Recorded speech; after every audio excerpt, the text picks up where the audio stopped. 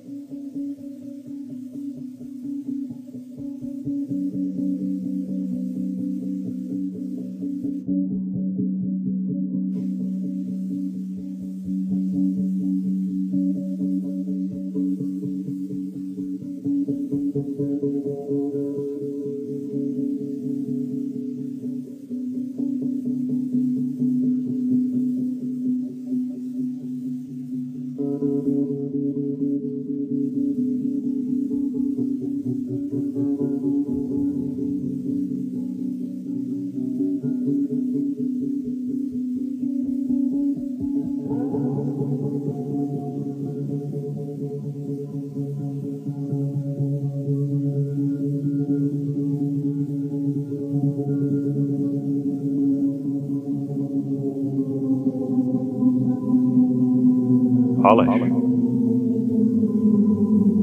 A stone, perhaps.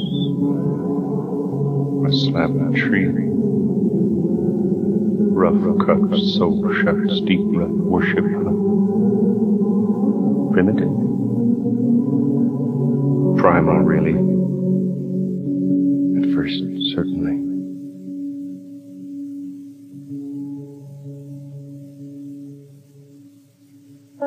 Polish! What? Angles, maybe. Or a plain plane.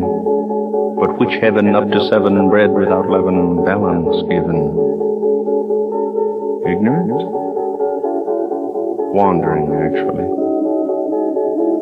Some place, of course. Polish. The life, yes, or an attitude, at least. Today your freedom, tomorrow another world. Ah, mystery is alive again. We jive again, dive again. Naturally.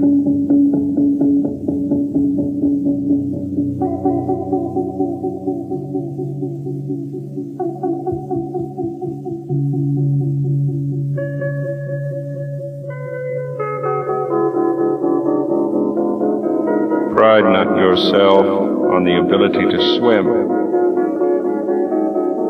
The sea is endless, and you gotta get tired sometime. Drown. Emptied. Nothing. That is what I am.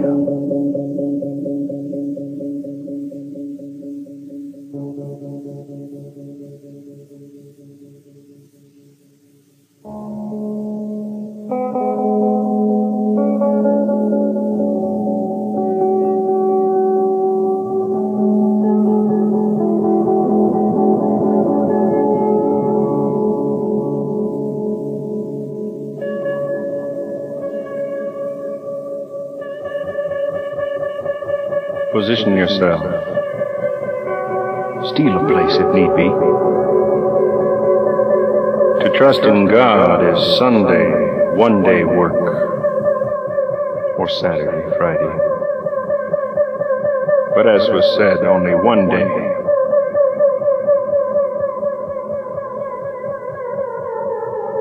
The rest is work and no rest.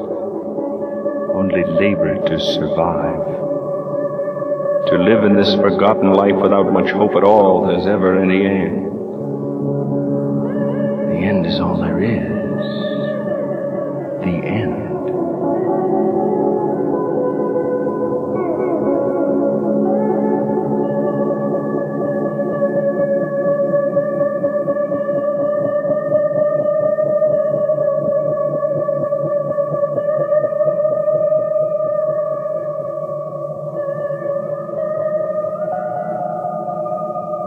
But what if the secret is a truth, and We are creatures of a half-light treading time like water, knowing that we do not know, but maybe will tomorrow.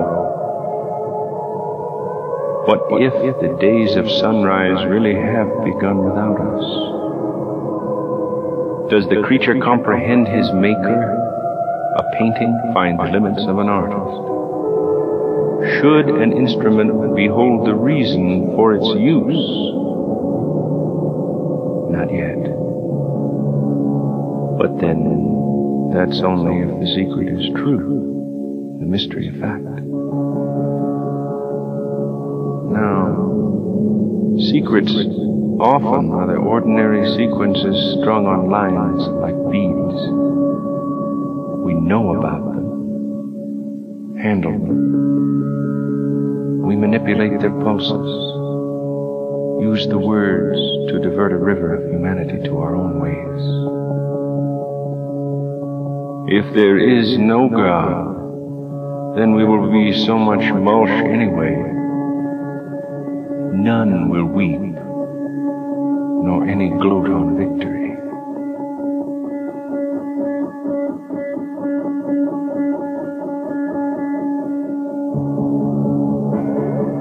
But if there is,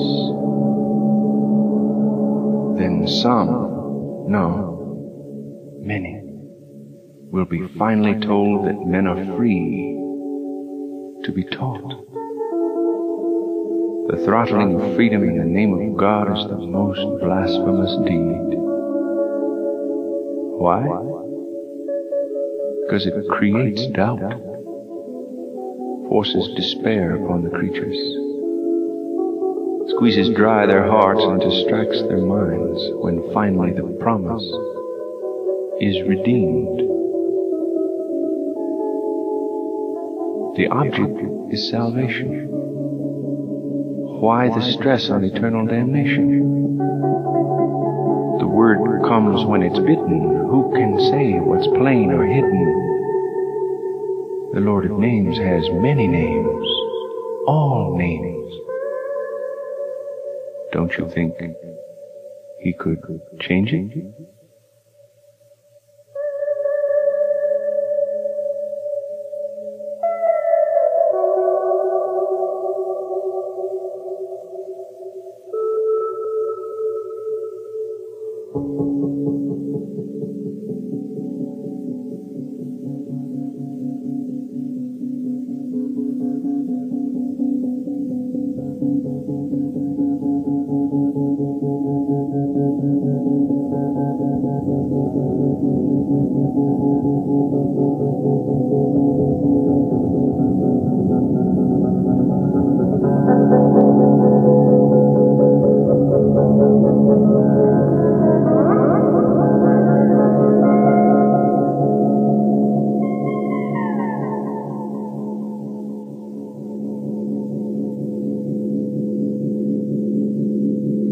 Each one of the luminous bodies in this limitless firmament has a cycle of revolution which is of a different duration, and every one revolves in its own orbit, and again begins a new cycle.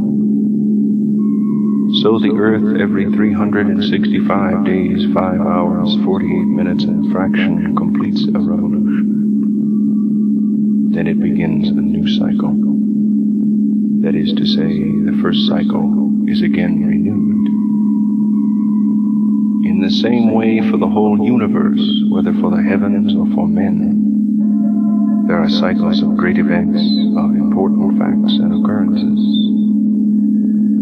When a cycle is ended, a new cycle begins, and the old one, on account of the great events which take place, is completely forgotten, and not a trace or record of it will remain. As you see, we have no records of 20,000 years ago, although we have before proved by argument that life on this earth is very ancient. It is not 100,000 or 200,000 or 1 million or 2 million years old. It is very ancient, and the ancient records and traces are entirely obliterated.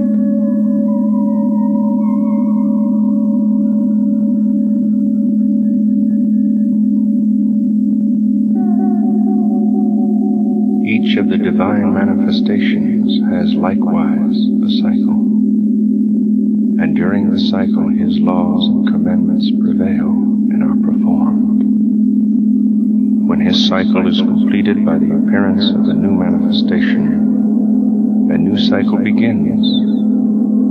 In this way, cycles begin, end, and are renewed until a universal cycle is completed in the world, when important events and great occurrences will take place, which entirely efface every trace and every record of the past. Then a new universal cycle begins in the world, for this universe has no beginning. We have before stated proofs and evidences concerning this subject. There is no need of repetition. Briefly, we say a universal cycle in the world of existence signifies a long duration of time, and innumerable and incalculable periods and epochs. In such a cycle, the manifestations appear with splendor in the realm of the visible, until a great and universal manifestation makes the world the center of his radiance. His appearance causes the world to attain to maturity, and the extension of his cycle is very great. Afterwards, other manifestations will arise under his shadow, who according to the needs of the time will renew certain commandments relating to material questions and affairs, while remaining under his shadow. We are in the cycle which began with Adam, and its universal manifestation is Baha'u'llah.